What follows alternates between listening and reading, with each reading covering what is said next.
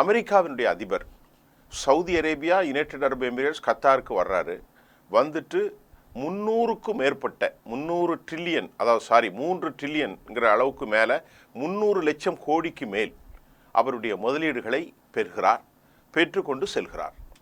ஆனால் அங்கே வாய்க்கும் வயிறுக்கும் இல்லாமல் கூப்பிட்ட குரலுங்கிற மாதிரி அந்த ரீஜன்லே பலஸ்தீன், காசாவில் அவர் யுஏயில் இருந்து கிளம்பின உடனே பயங்கரமான குண்டுகளை போட்டு 200க்கும் மேற்பட்டவர்களை படுகொலை செய்கிற ஒரு தகவலை பார்த்து அப்படியே அந்த செய்தியை பேசலாமா அப்படிங்கிற அளவுக்கு உண்மையிலேயே நான் பதட்டப்பட்டதோ இல்லையோ உலகம் பதட்டம் அடைந்து விட்டது.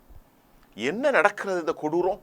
எப்படி இவர்களால் இப்படி ஒரு மன நிம்மதியாக வாழ முடிகிறது என்ற கேள்வியை உலகம் எழுப்பிக் கொண்டே இருக்கின்றது.